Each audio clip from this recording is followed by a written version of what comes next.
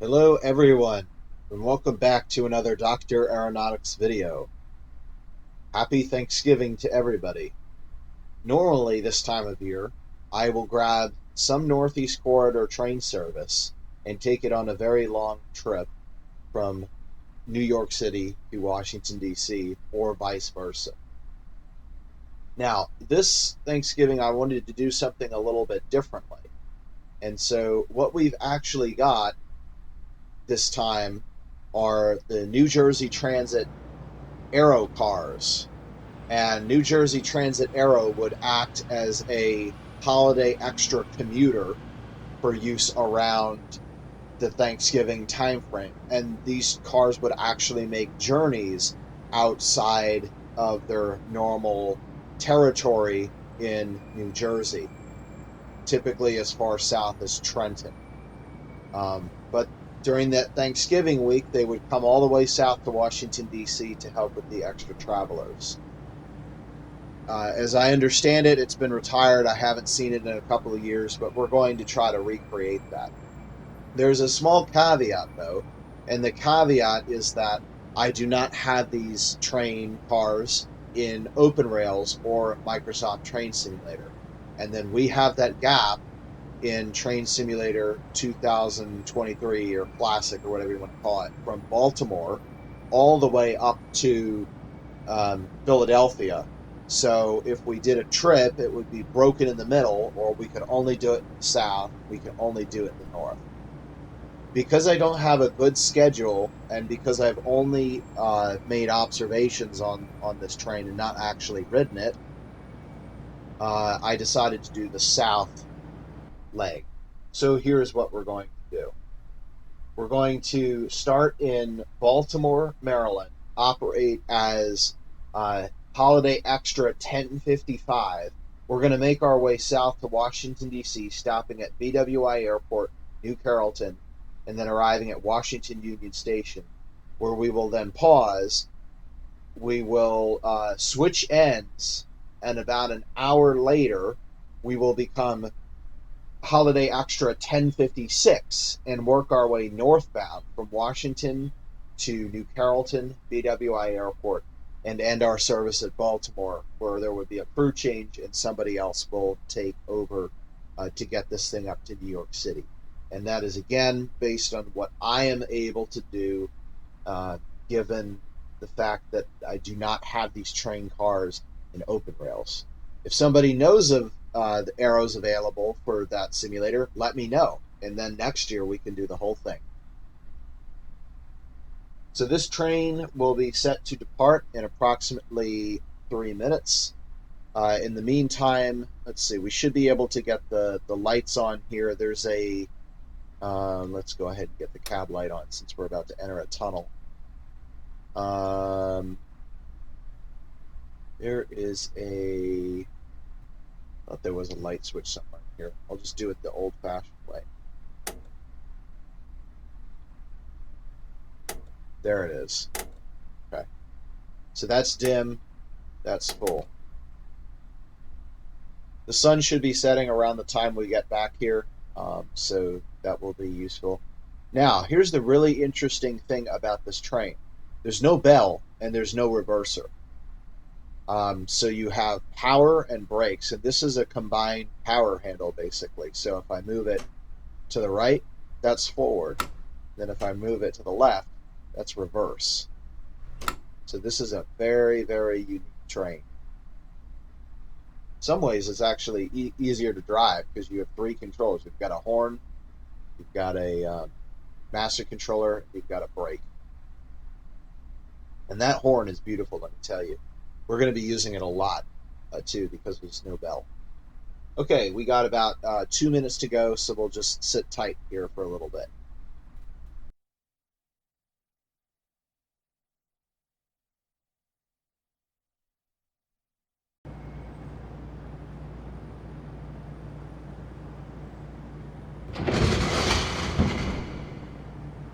That is a beautifully detailed pantograph. I think as pantographs go, that's probably the most detailed one that I've ever seen. Very nice. Okay, let's see. And right, time to go on the dot. So we'll move it into forward, and then give it a small toot on the horn. We'll go to forward roll and release the brakes. And again, no bell. So we'll just get the horn a couple times. And the traction motors are really not there for the acceleration run. I don't know if it's a glitch with the train or not, but the brakes are great. One interesting fact about this train is you can open the window, but if you open it, you'll never be able to shut it, and you can open the door while in motion. So yeah, let's just leave the window shut.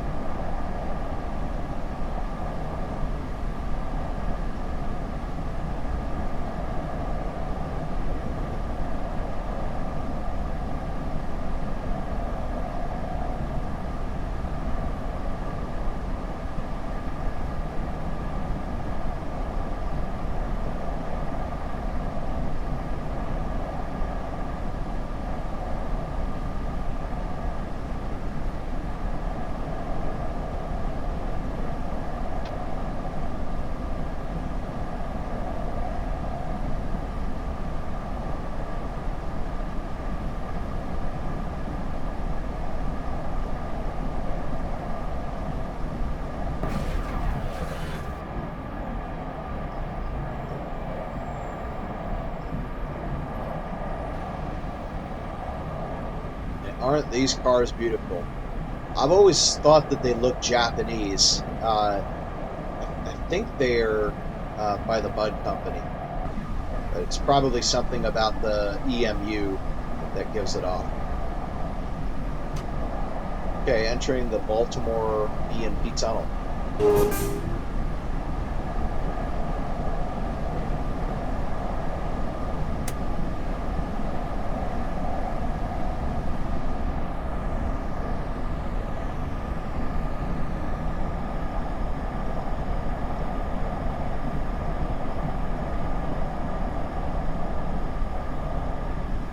Okay, our first stop will be BWI. We're due at 4:06.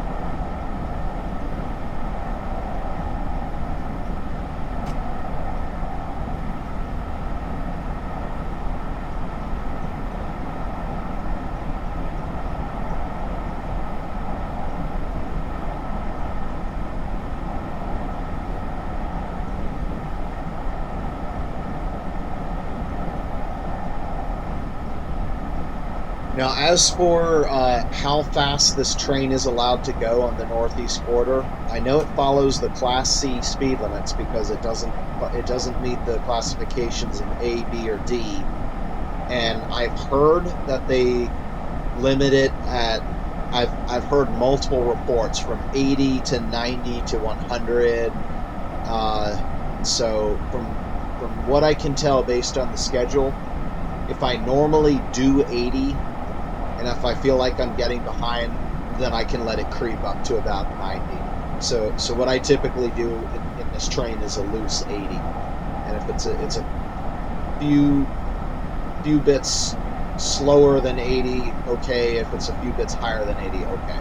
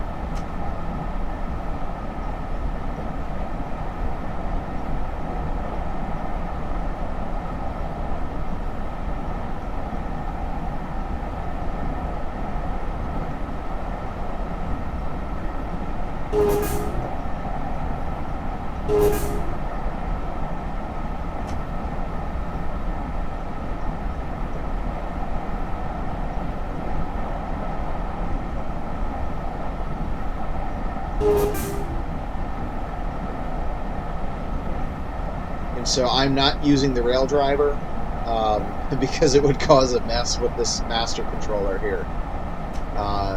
And due to the lack of real instrumentation on the dashboard, I mean, nothing is electronic. And I can guarantee you that was not here when this train was purchased. More likely it was probably the 7-segment display, the red 7-segment display that you would find in like the AEM7.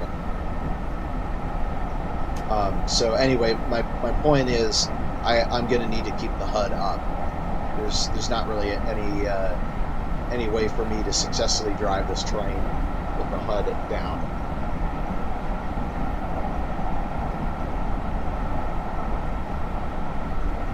Okay, we are allowed 40 at this point.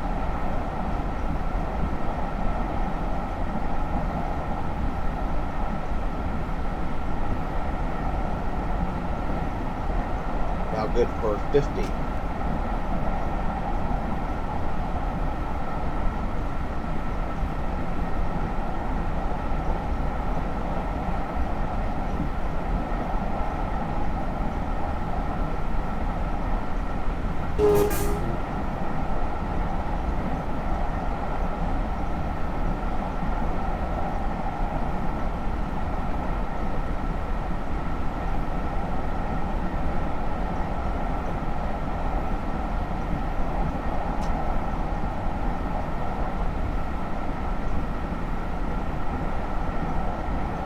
Now good for 75.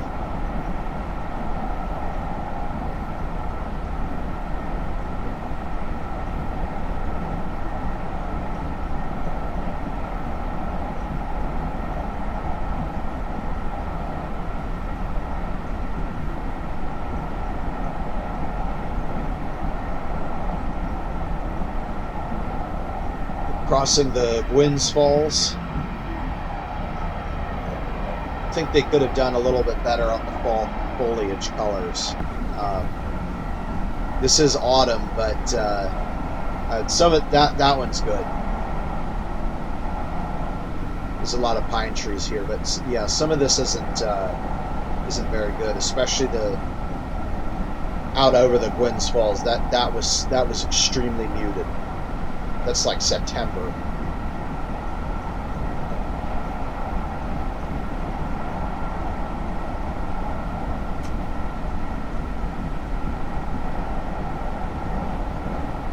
Okay, now our full speed of 80, give or take.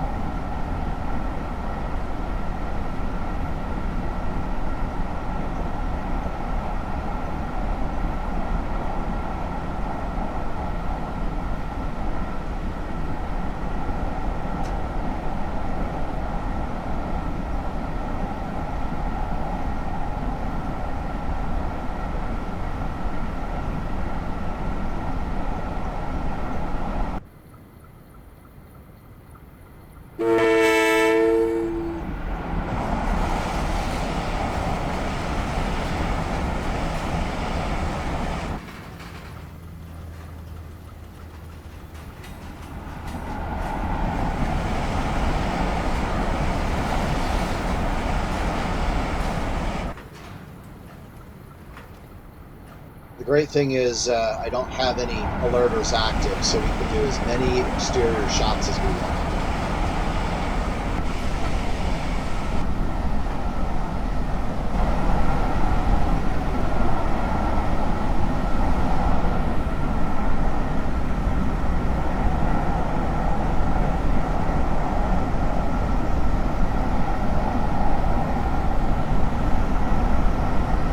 Crossing under the Baltimore Beltway, I-695. Yeah, this is good color for here.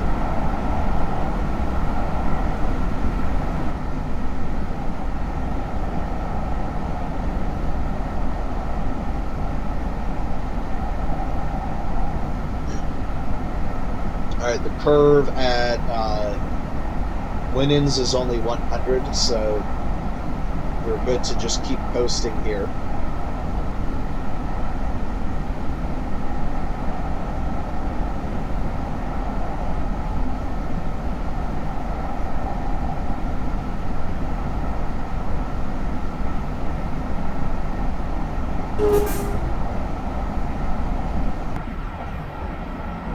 Here's the Hellthorpe Mark Station.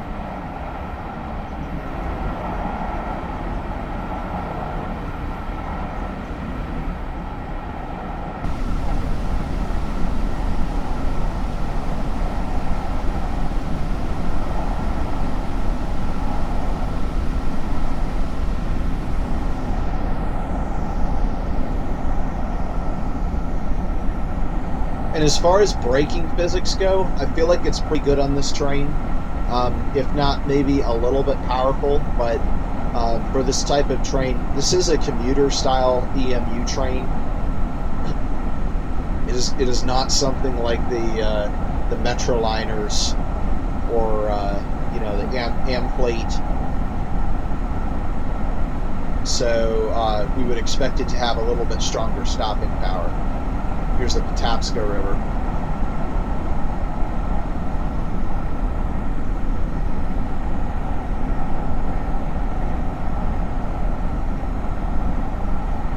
And here's, we passed under I-895 before that's the Harbor Tunnel Thruway, before the river, and now after the river, that bridge, that was I-195, that's the airport connector for BWI Airport.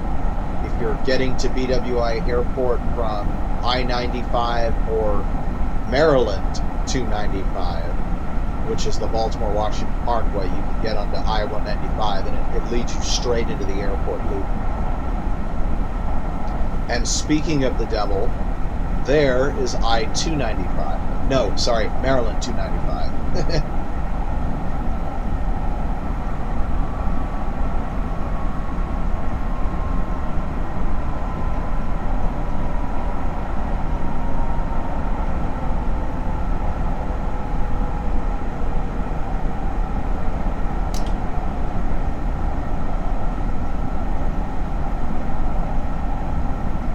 So far, we've gone under I-95, I-895, I-695, I-195, and Maryland 295. So we're getting our fill of the 95s here.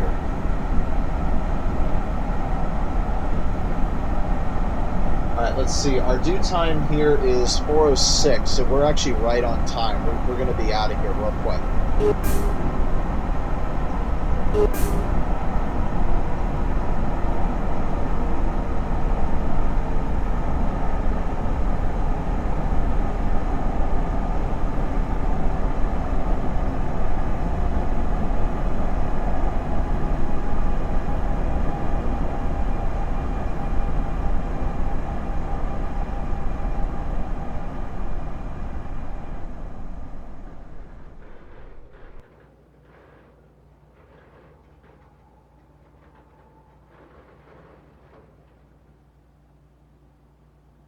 Put the controller in safety for the passenger stop. I'm going to guess that that was probably a requirement back in the day. All right, doors are shut. We're out of here.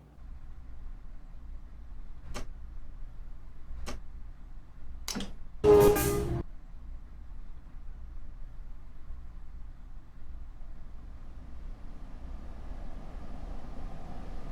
right, next is New Carrollton, 423.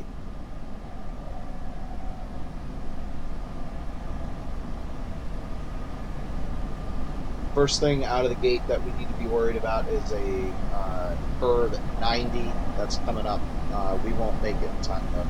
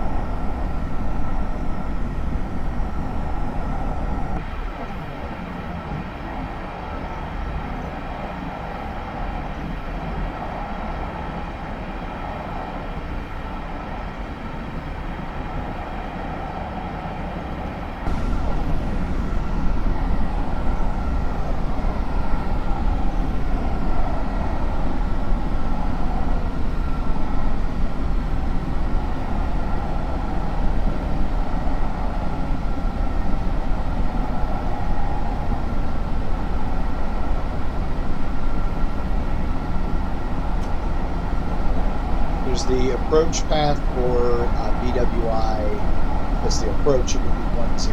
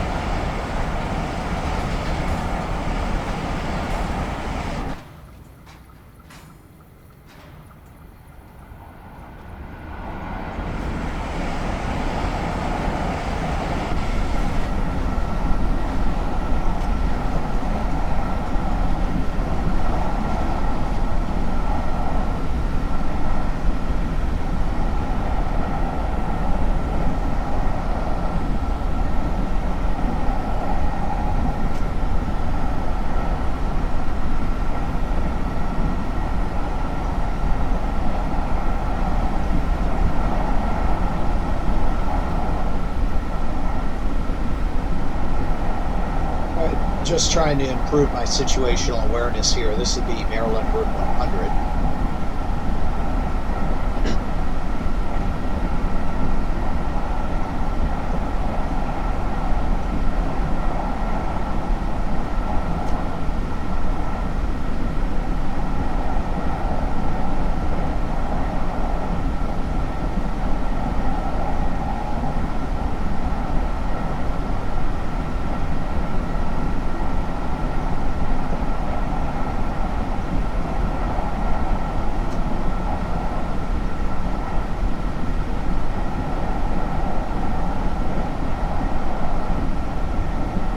Not sure, but I might take a guess that that one is Maryland 175. The next big highway that we're going to go under is Maryland 32.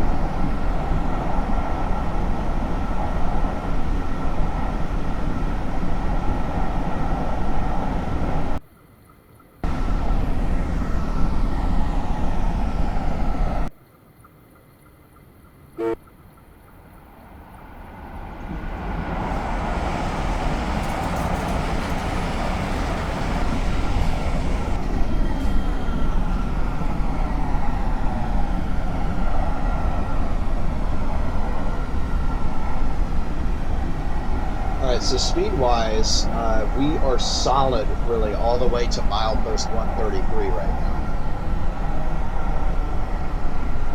So this is kind of the opposite of the Acela, where you're constantly throttling the... Actually, I think it's worse for the Northeast Regional because it doesn't have the tilt technology. But you're constantly throttling up and down, worried about the next curve. This is the opposite. It's like you just get up to 80 miles an hour, and then once you're there, you're there. Until it's time to stop. This is actually a slower speed than the Class D maximum. If I was a Class D train, I could actually do 90 through here. And theoretically, we might be able to in this train. It's just, I don't really know.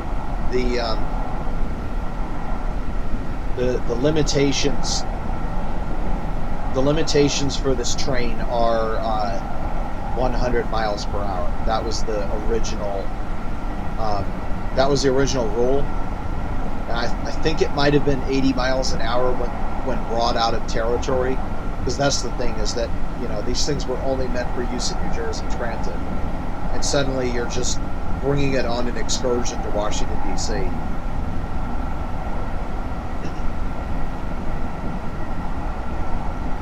So it's experiencing infrastructure that it would not ordinarily be used to.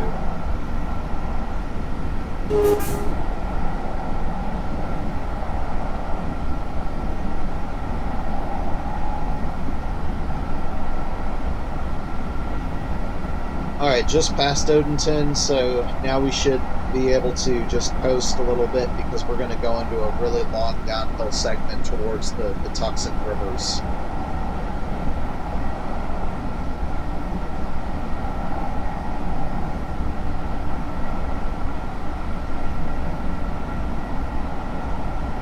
Basically, the next 5 miles or so is just like one giant matrix of floodplains of the Patuxent River.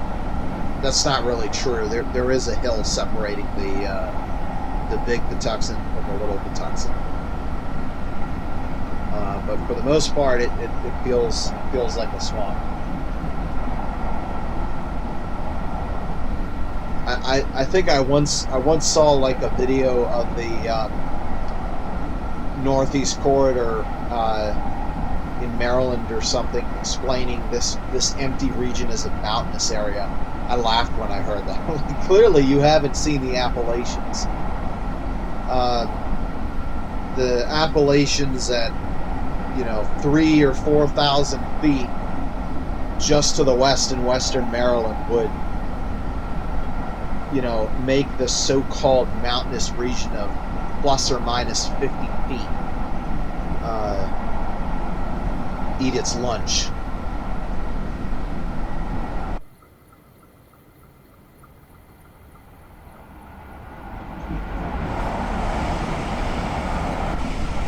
I forget who exactly said that, but they probably weren't very familiar with federal lands. The whole reason that this area hasn't been developed is because it's protected. I think it was Teddy Roosevelt established the wildlife refuge. Here, the Patuxent Wildlife Refuge. Alright, now we're going back up between the rivers. This is the Grove Cut here. And from what I can tell, this was made in the 70s or 80s, because in the 1960s, the speed limits were a lot lower. I had the speed limits from that era, and this curve specifically makes you slow down.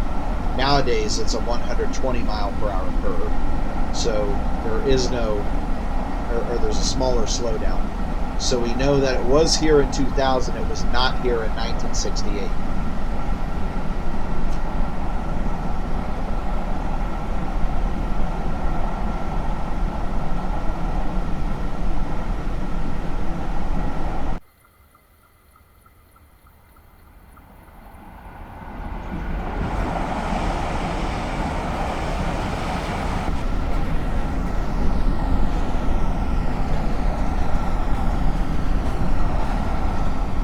We're getting our maximum speed in here, so that's the big Patuxent. Now we'll let it coast up to Bowie State. I really should keep my cursor over here away from the door so we don't accidentally open that.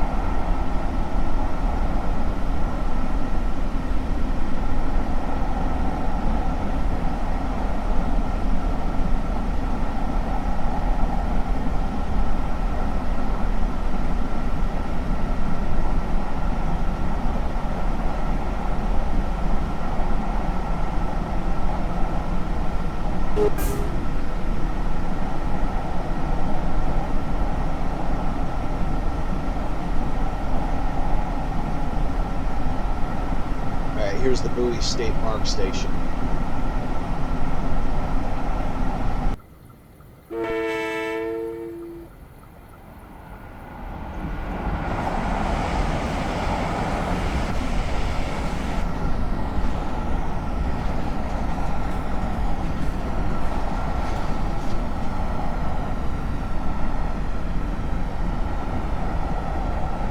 So in the scenario, tracks are for trains. I think there was a pedestrian. It's like the third scenario that you can play in Train Simulator with the route. There's reports of people crossing the tracks right here. And once we get past the Bowie Railroad Museum, I'll tell a quick story. That would be right here. So right about where we are now, word is a car was struck by a MARC train on the railroad tracks.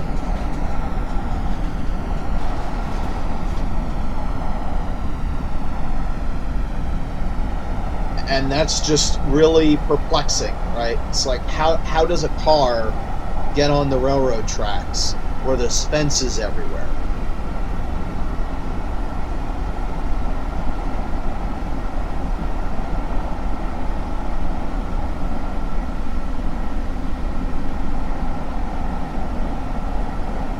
All right, let's do a time check here. Let's see. We're due at 4:23. That's in 4 minutes. We are at milepost 122, and we need to be at milepost 126 for New Carrollton. So that's 5 miles, which we'll do in 3.66 minutes. 3.66 minutes from now would be 16:23, and that's not accounting for the slowdown. All right, let's do 90.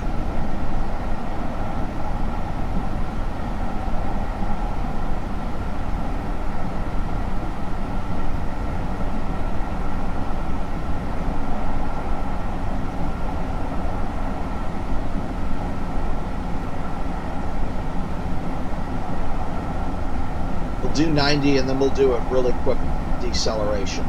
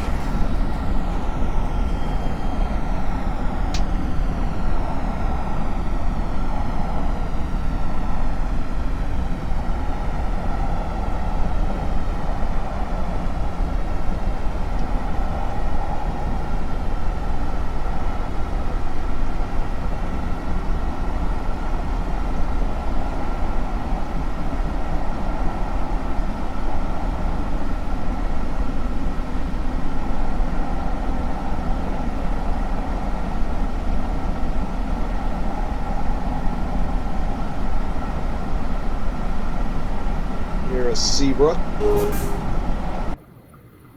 I hate these overhead shots. I was impressed earlier when we were getting all those side shots, but we're just not getting them. All right, let's see. Where do I want to make the deceleration point? This train has really good brakes. I think probably the Capital Beltway is where we'll.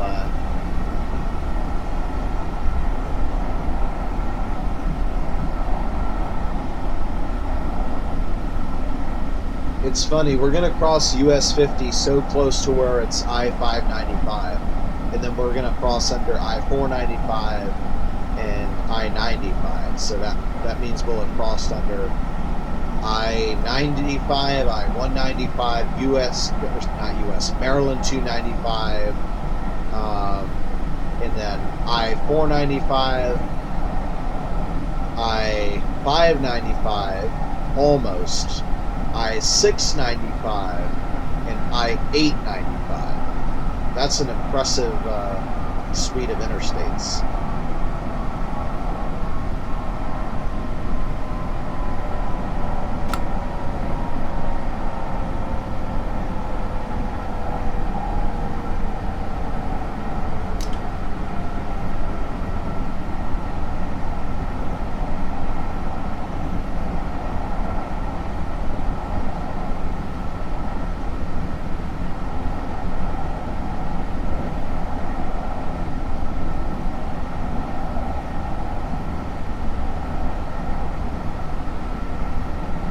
Alright, same thing. This is going to be a real quick station stop.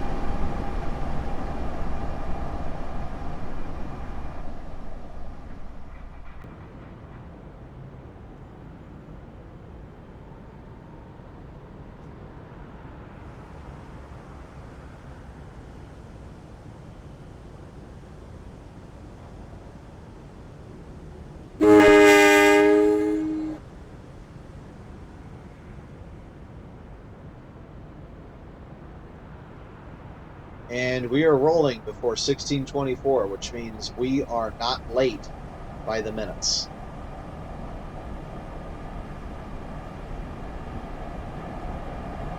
Yeah, looser timetables are really nice because then you can perform those ad hoc calculations to figure out exactly when you're going to get to the station and adjust your speed accordingly, like I did. If we continued to do 80, we would have been late, and instead, when we did 90, we arrived pretty much right at 1623, and that was accounting for the slowdown that time. Had we had done 80, we would have arrived there just about that time without the slowdown.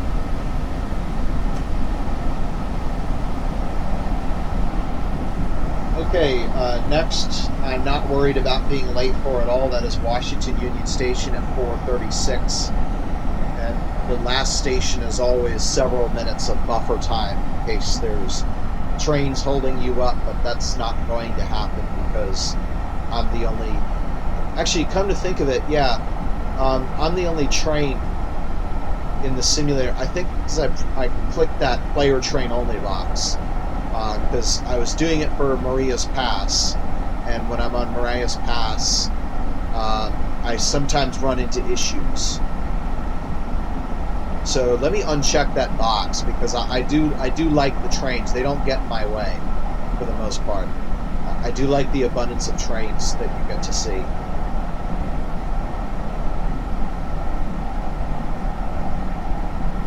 And it would be realistic this time of year. I think they put way too many trains in the just generic scenarios. It's like a MARC train at every station, which is unrealistic. Usually there's only a maximum of 2 going one direction in this segment of the route from Washington to Baltimore at any given time. But Thanksgiving week, yeah, it's not inconceivable that there would be a heck of a lot more. Let's see, what was that? I think that was 202.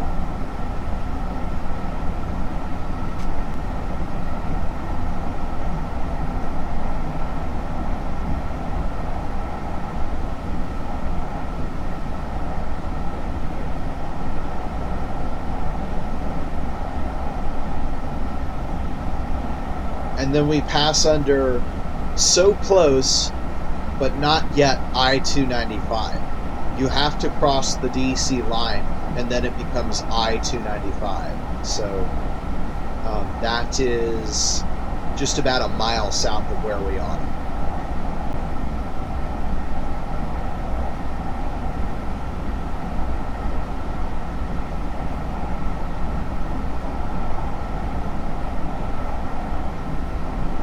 That's not quite here. That should be coming up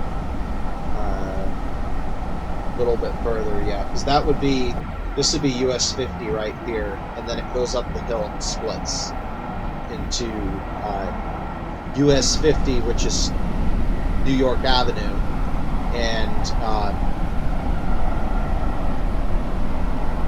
295. So it's really like a three-way junction between 295 South, which becomes I-295, and then Maryland 295 North, which becomes the Baltimore-Washington Parkway. Okay, this would be 295 right here.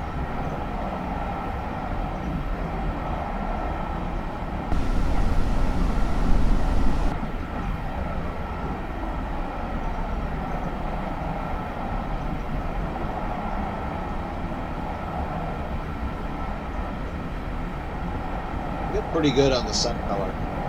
But one thing that Train Simulator Classic does really well is sky color during the day. During the night, it's a little bit icky. There's some weird thing that looks like a nuclear blast when the sun sets. I've never understood what causes that. But other than that, it's really good. Although now I'm a fan of my OpenRails sunset because, number one, I coded that up and it's now in the game. And number two, I think it looks beautiful because I created it by basically comparing it to an image of a sunset and then just cross-checking the code until it matched what I saw on the sunset video.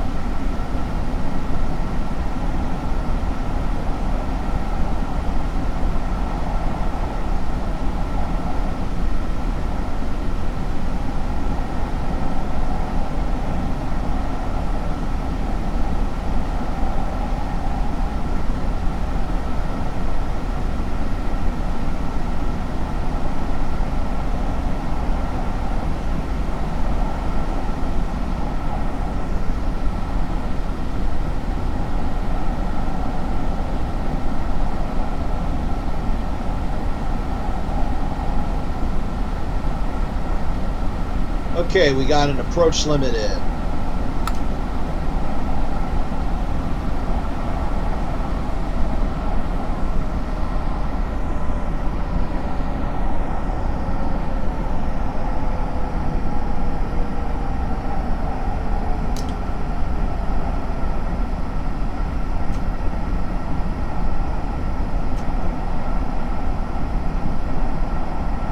This is an Ivy City maintenance facility.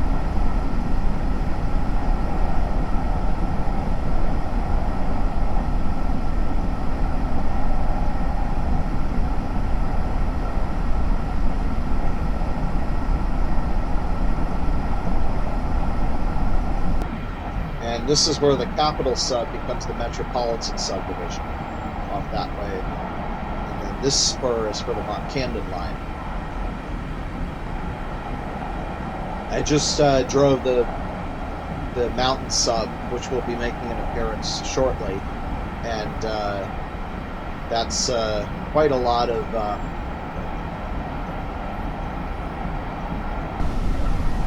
of color position light signals, so it's kind of interesting to see another one.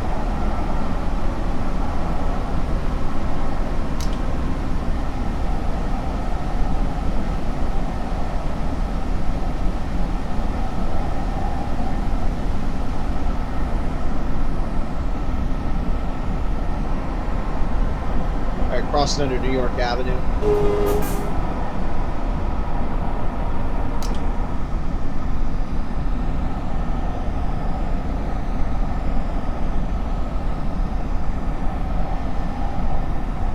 It's kind of annoying that this train doesn't have a separate dynamic brake, because when we get up to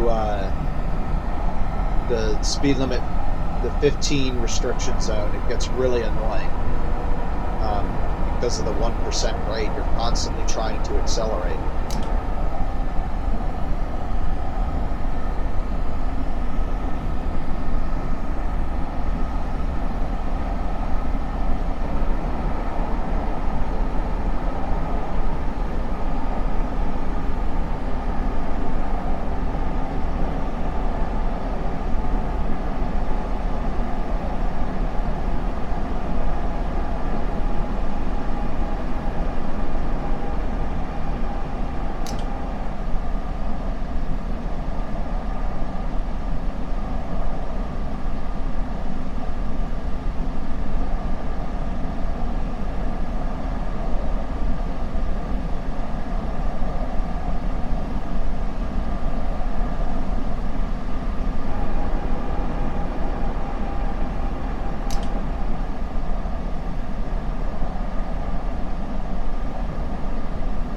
And I love how realistic this Union Station is, but you know what it's missing? A lot of trains. This time of year, more than half of the tracks, honestly, almost all of them, will probably be full.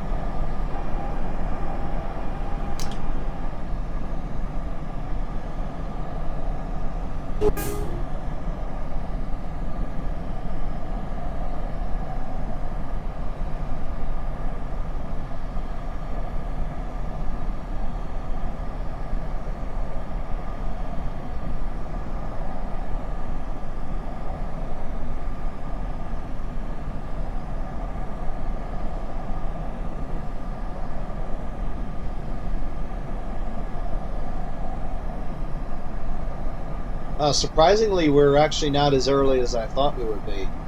We're only about 1 minute early.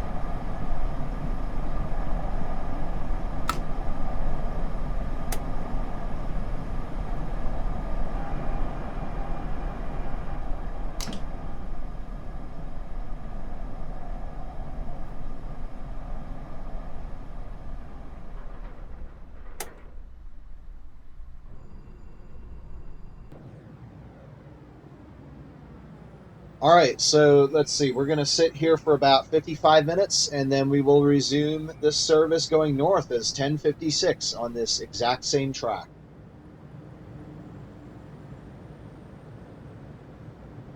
Okay, it is now 5:28, and we're still here, but not for long. Now, I did remember to check the box that said player train only. So now, look, we've got other trains around.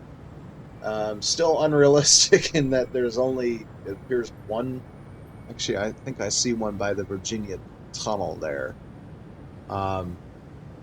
Two trains. And I think, yeah, if we were lucky, there would be 2 tracks open at this time. Anyway, all we got to do is throw the light on, and we're pretty much ready to go.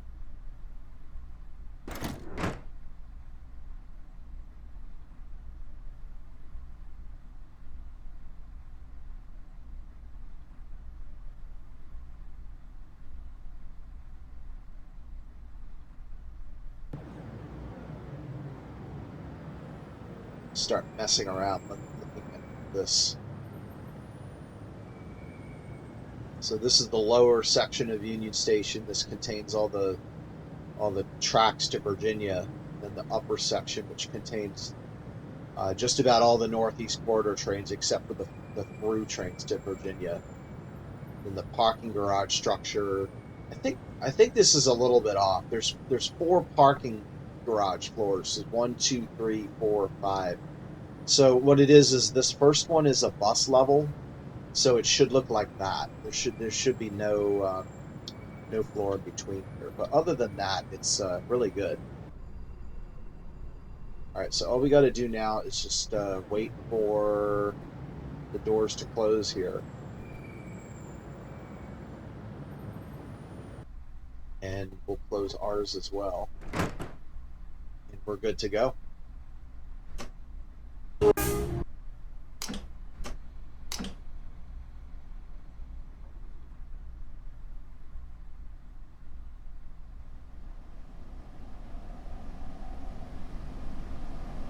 And we're rolling. First stop is New Carrollton at 5:44.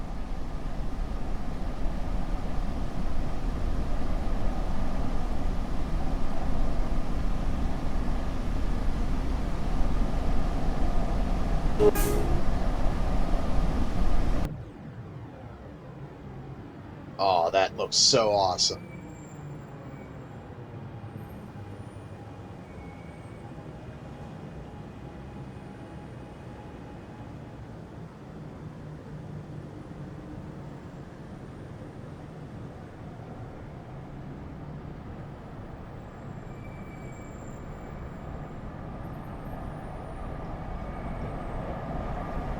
Oh, this would be a very dangerous location in real life. We're going to get struck by the pantograph.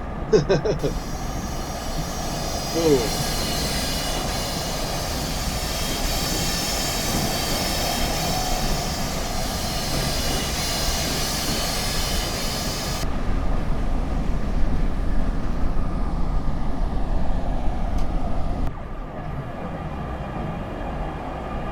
Yep, completely empty except for that one train.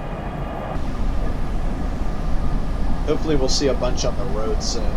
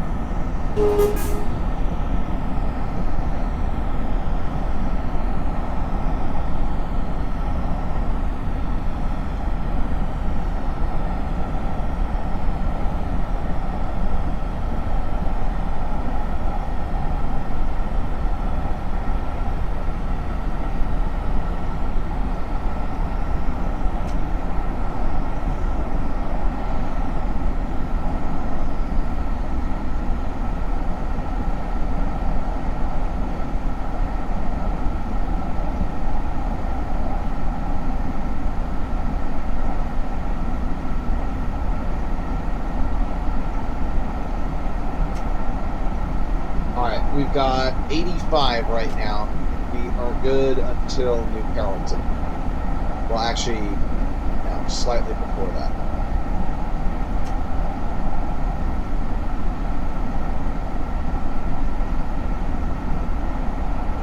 We'll be switching from the number 2 to the number 1 because we're a slower train. We're going to be on the outer track, and that seems to work out nicely with the timetable that I assembled. It's largely based on a MARC train, but I did mention that I have observed this train in real life a couple times, so that definitely helped verify it to some degree. I also see or saw that Fan Railer uploaded a video of the train, and I was able to get some of the times off of his phone. Other than that, it wasn't apparent exactly what time the train was getting to the station, so I kind of had to do a little bit of a autopsy of the video to figure out exactly what time the train was getting to the stations. And by autopsy, I mean analysis. Oh, yes, it's a train. This should be a really awesome shot here, assuming that he's actually going to speed and not starting up from a standstill. Oh no, he's going real slow.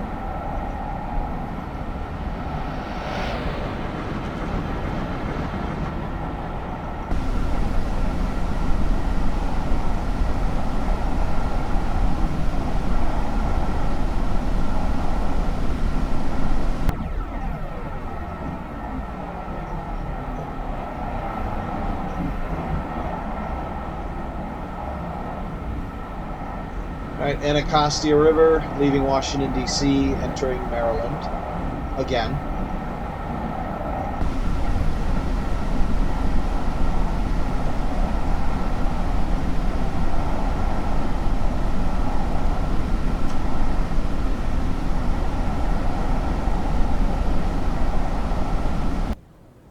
There we go. Nice track shot.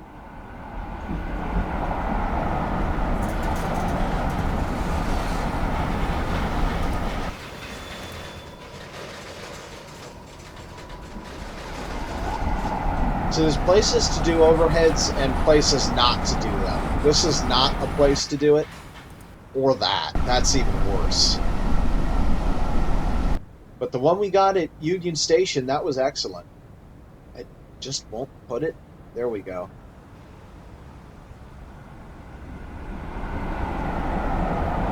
Yeah, it's like if there's any place at all to put the camera on the track side, please do it.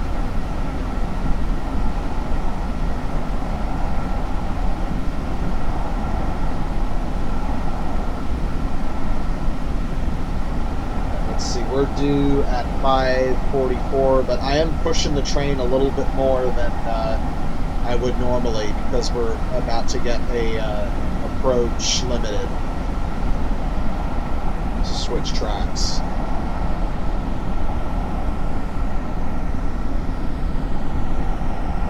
I should mention too, this is unrealistic. This train does not have a cab signal display. I mean, maybe it is supposed to be that thing, but you cannot operate on the northeast corridor if you do not have a cab signal aspect. Okay, there it is. Approach limited.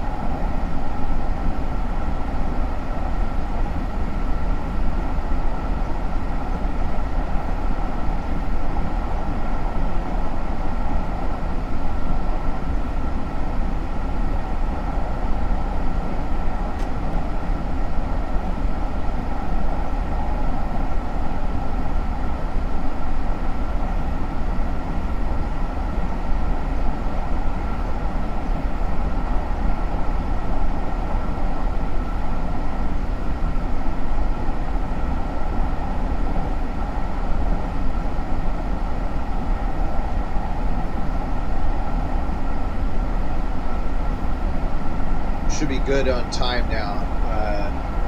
We got 4 minutes. I'm just going to coast up to the station here.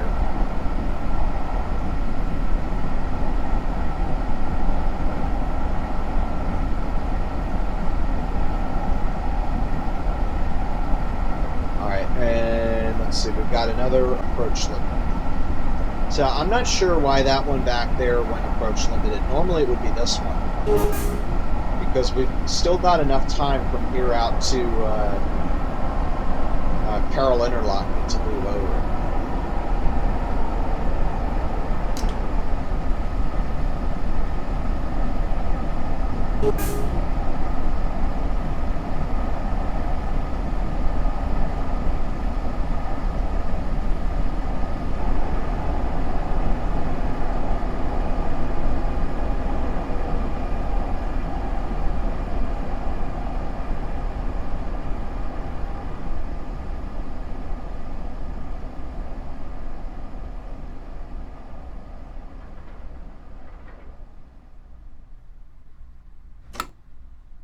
Alright, loading at New Carrollton. We'll be here about 3 minutes.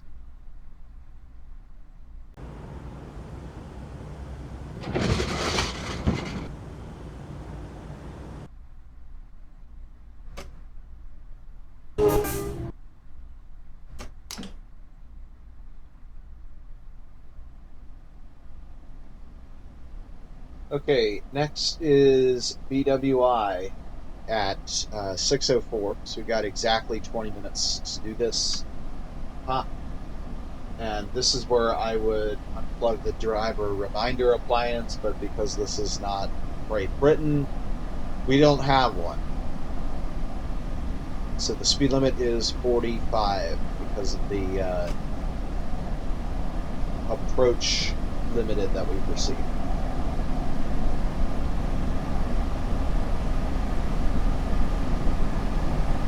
So let's see, the distance between milepost 106 and 126 means 20 mile trip and 20 minutes to do it in. So I see no reason why I need to brake 80 miles per hour through here.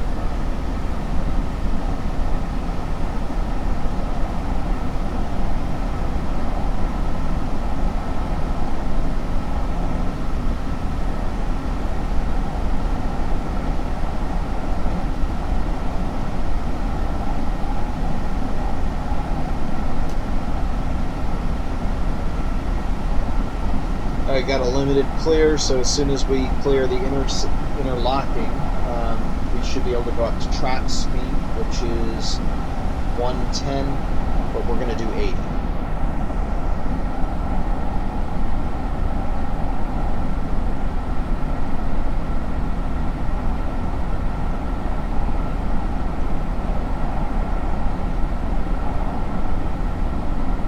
I guess that's another reason why I can't take the HUD off, is because there's no cab signal aspect. There's no cab signal display in here, so it's really impossible for me to. Well, it's not impossible, but it's very difficult to be able to properly operate the train. If we got a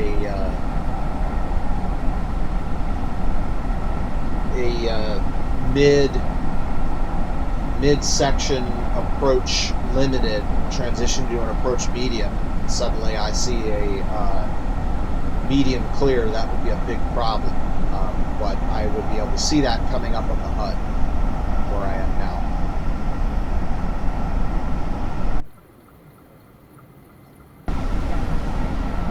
Hey, there's a marked train.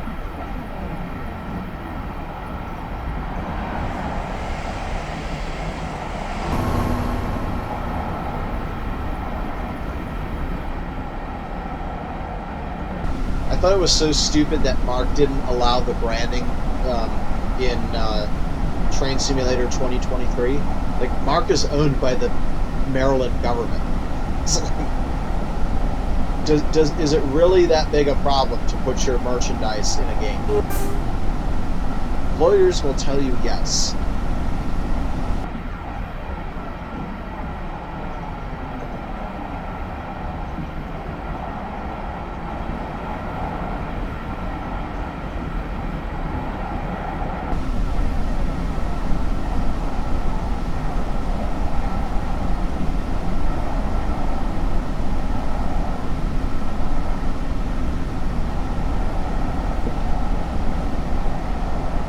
Alright, the halfway point between 126 and 106 is 116. And 116 is pretty much the Grove cut, so we should have 10 minutes to go. We should have more than 10 minutes to go when we're going through the Grove cut. If we do not, then it means we're falling behind.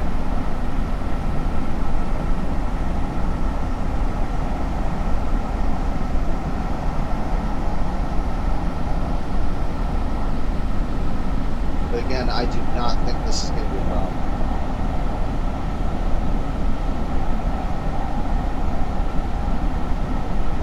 Alright, crossing under Maryland Route 193,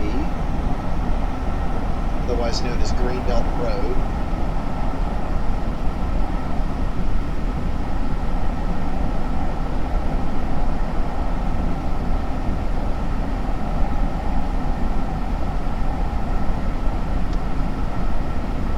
Supposedly, that is the highest point of the line between Washington and Baltimore.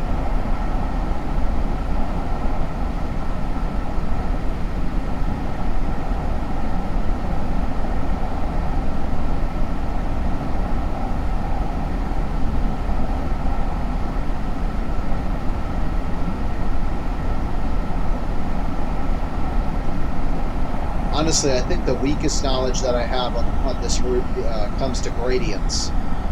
I'm pretty good with knowing where the ups and downs are, but as for how up and how down, that could use some work.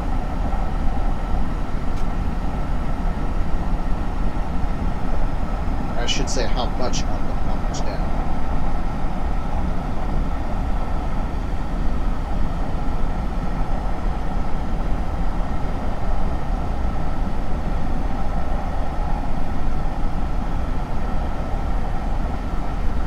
Alright, so let's see, we're at milepost 121 now, so we can do a check. We should be about 5 minutes from our departure, 5:44, 5:49, and it's 5:50. Okay. I'm a little bit confused now. The Pokes Creek Y. Let's do that check again. So it took us 6 minutes. There we go. Much better.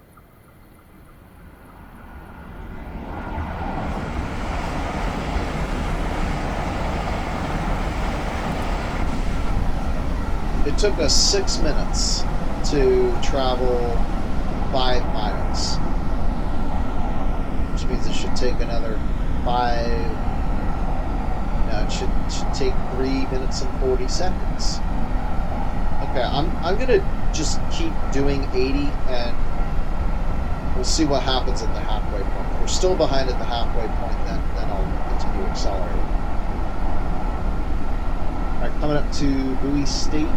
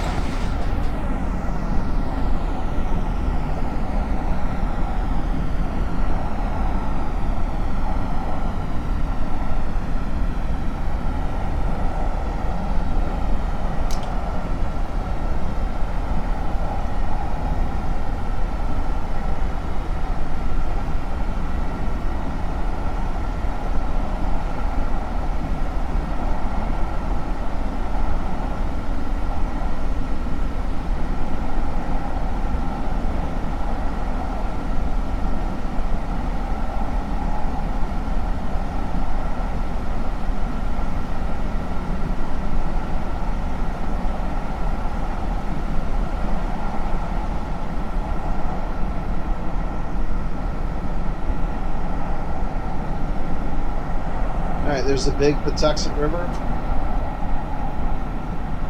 Milepost 118, so we're almost to our check location.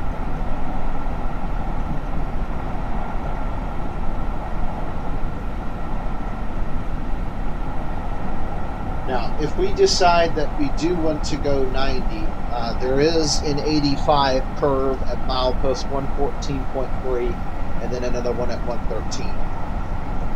So I will need to decide if we're going to do that. But here is the growth cut. And then when the tracks come back together, we'll get our time back. So it should be about 5:54. So, all right, something's not working out. So it's 20 minutes. We have 20 minutes to go 20 miles. I'm so confused. We're doing 80 miles an hour.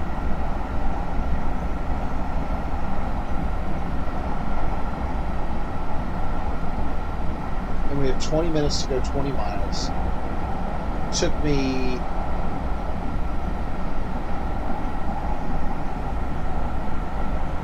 4 minutes. Okay, 4 minutes. All right, because I forgot we were a minute late to begin with.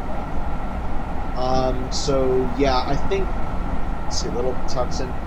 Yeah, we're good at 80. Not to slow down anyway. That 116.3 curve is coming up. Oh, that's an 85. So I really don't need to slow down anymore.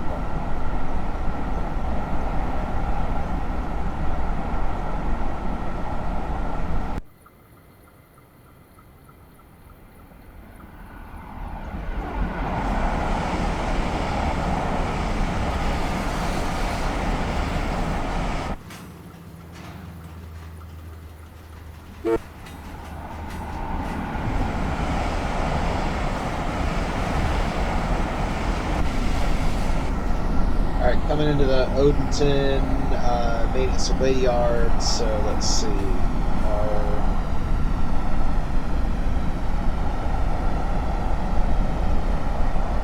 Almost to.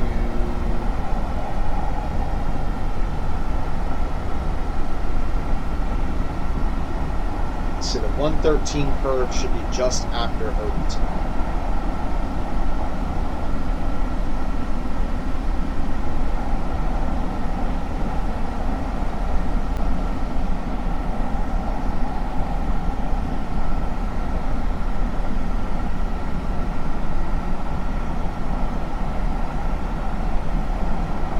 Man, I'm surprised. I figured I'd be seeing more trains out here. Usually they put them at like every station, but I'm not seeing that many this time.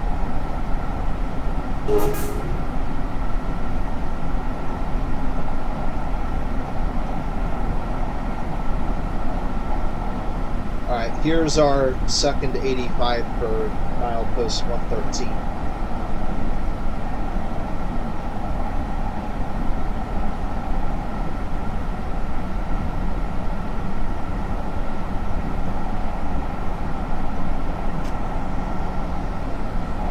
Now, no matter how fast we go, I'm not really concerned about anything. There's a curve at 106, and that doesn't really affect us because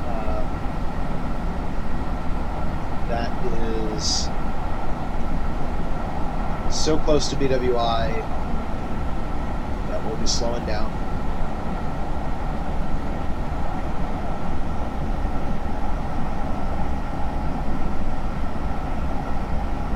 So really there's nothing until Winnett where we'll be moving over to the A track.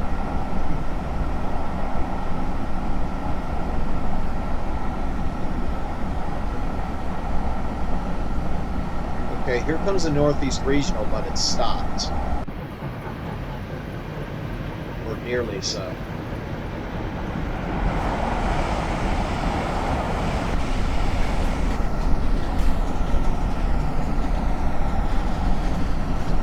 You know, I think what might be going on is this route path is you're meant to stop at every mark station. And I'm wondering if I was stopping at a mark station, that would allow the that would allow enough time for the trains to then pass me at speed. I wonder if that's what's going on. So in other words, we're getting to the traffic before we should. I think that's what it is.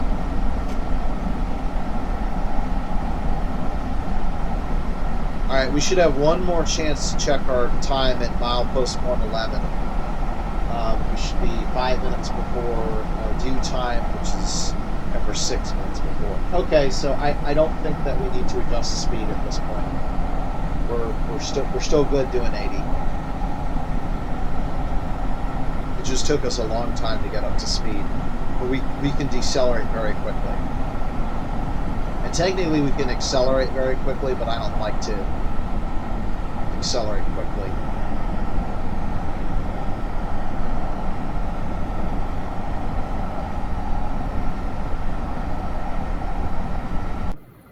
Oh, come on. Give me a center track shot. Seriously? You know what? I'm going to make it myself.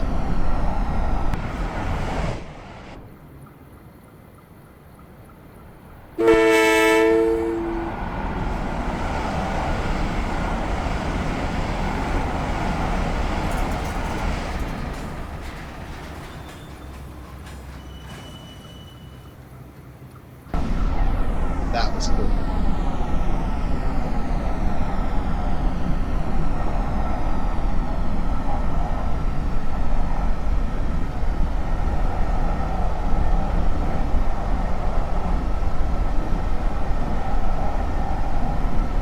Big empty lot thing, which is now a neighborhood,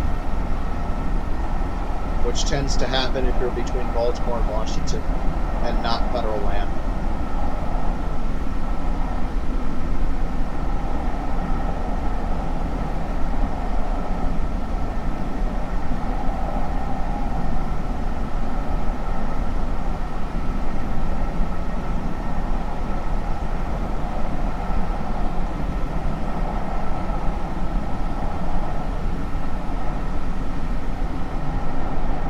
Almost to BWI. We've got 4 minutes to get there and just about 2 miles.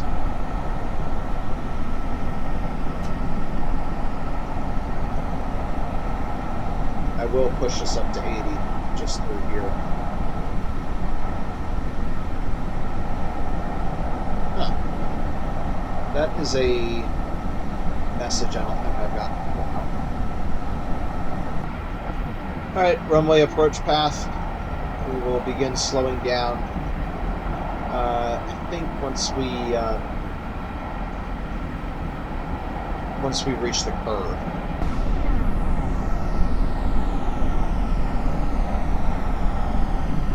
We can brake very strongly, and I've never been concerned about braking, so we'll do it lightly at the start of the curve.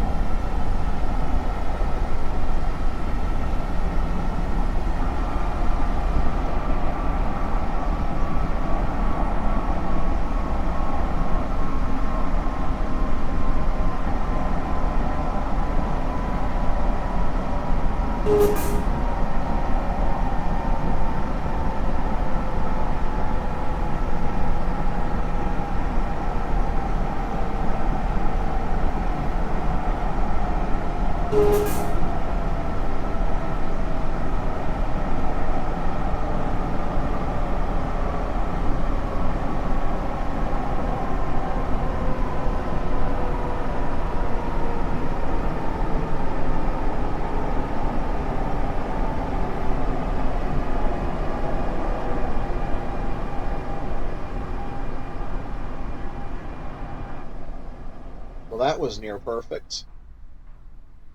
We're 2 minutes early.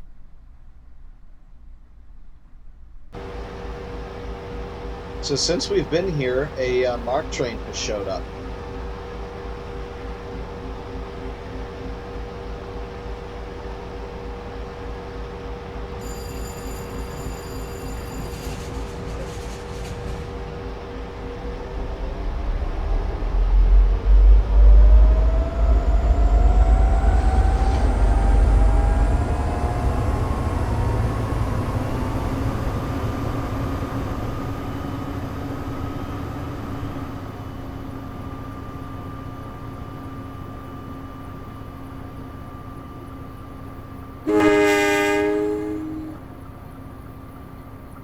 All right, next stop is Baltimore at 6:21.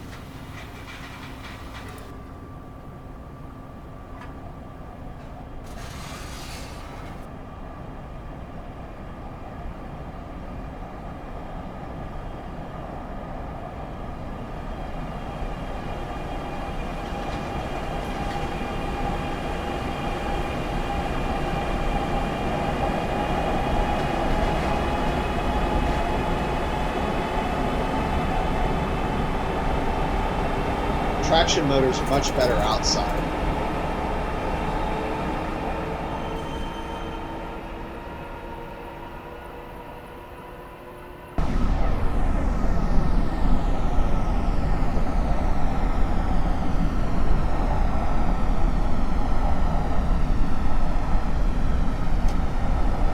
I'm going to push the train as much as I can here because we're going to receive a restricting signal pretty soon.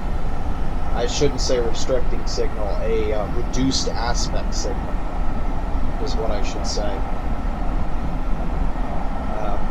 In the meantime, we are good at not 110.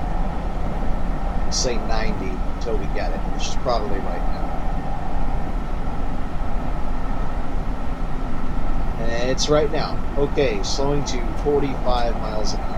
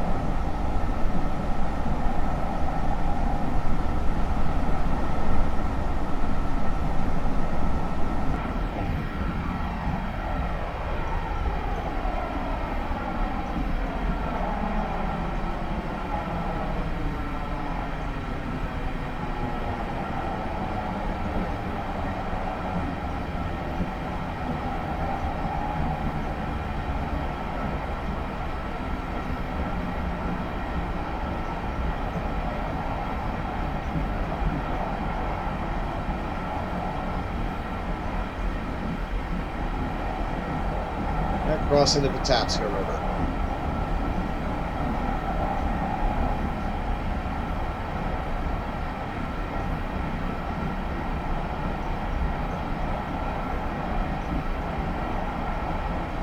This is I-895.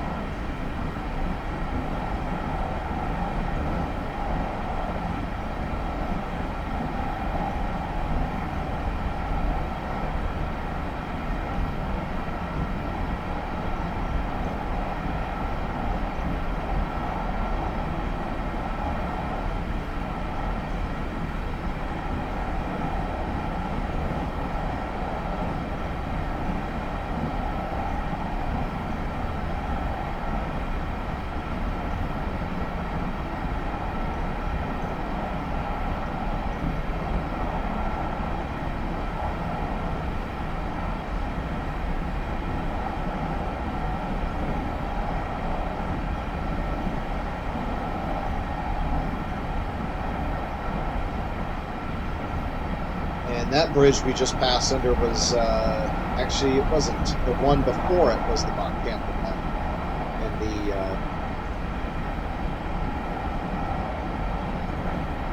CSX Capital subdivision.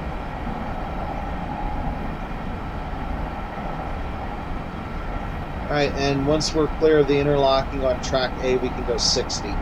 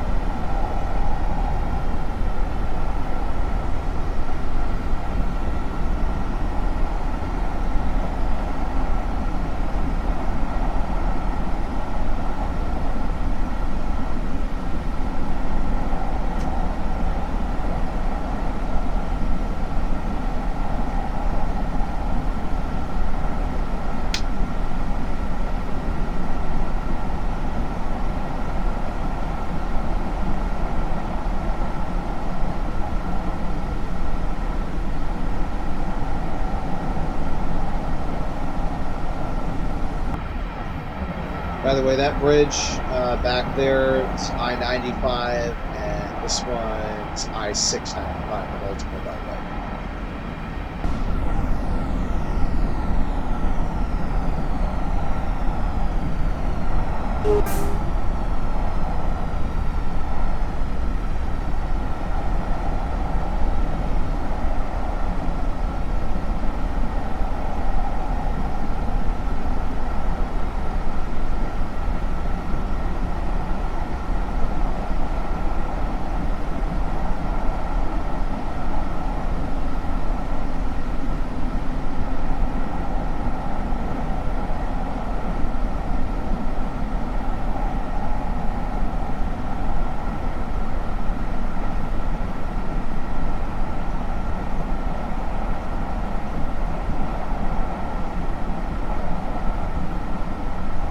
So because the speed limits are so low, they're pretty much the same for all trains. So the 55 will obviously apply to us up at the Frederick Road curve.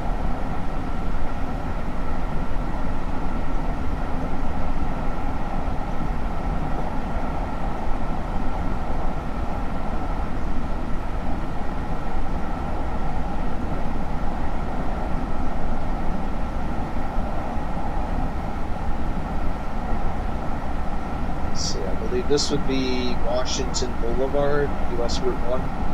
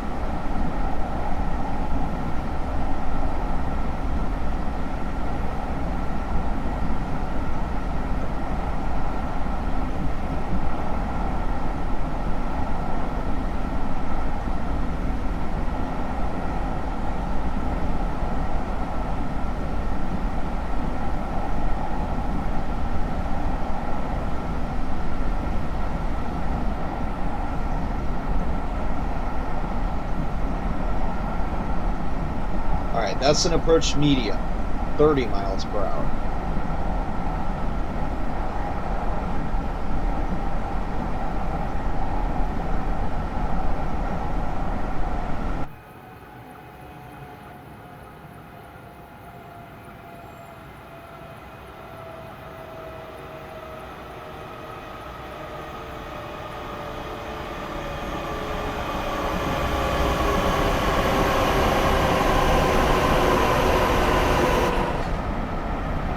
Crossing the Gwynns Falls Viaduct again.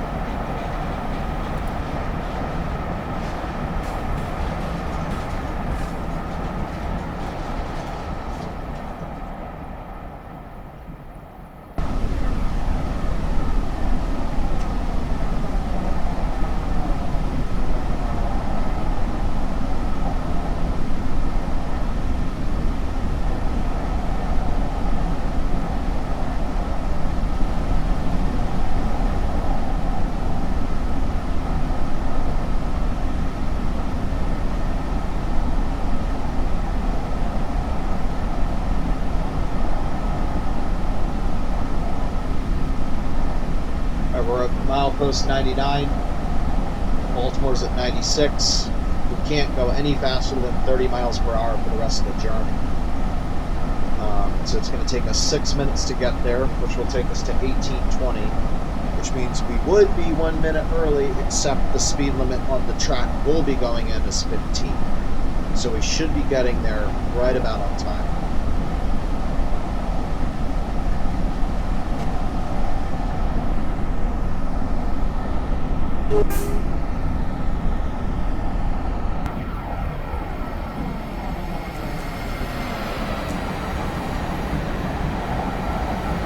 Which is also right about at sunset.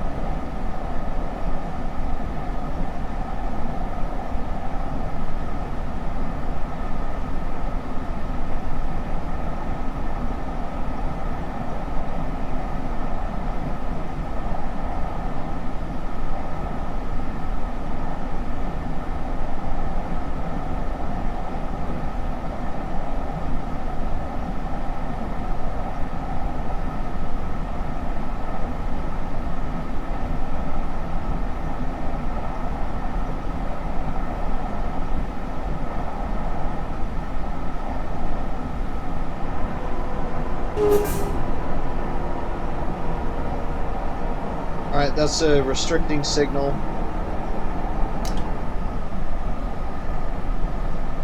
Well, actually, no, it's approach slow. Yeah. Approach over, or yellow over yellow is approach slow. And that's 20.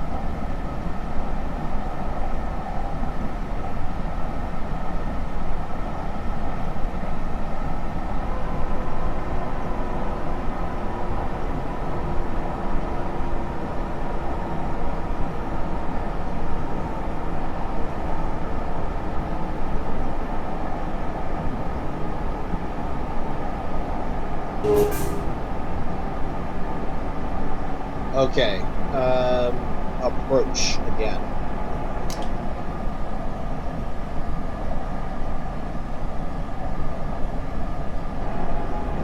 I think that's missignaled, so let's see.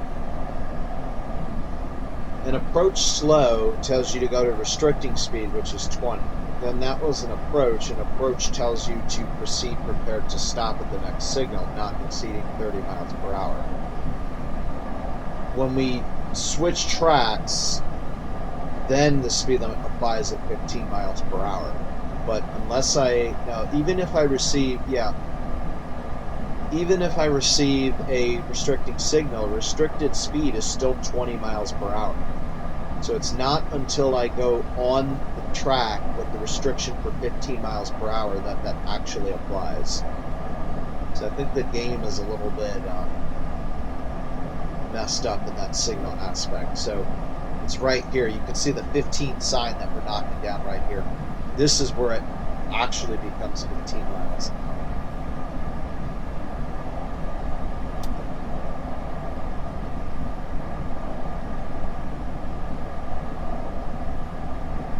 And more or less right on time.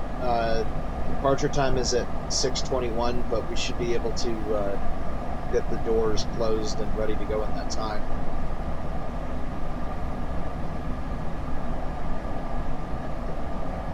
Wow, disappeared right into a wall. 3 people actually.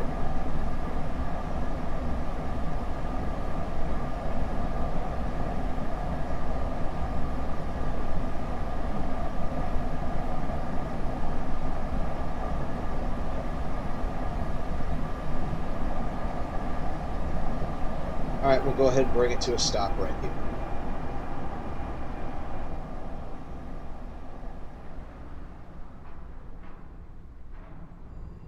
And that's it. Somebody else would take over from here, but not my issue. So hope everybody has a happy Thanksgiving, and I hope that you've enjoyed this journey. I certainly have, and I will see everybody next time. Bye-bye.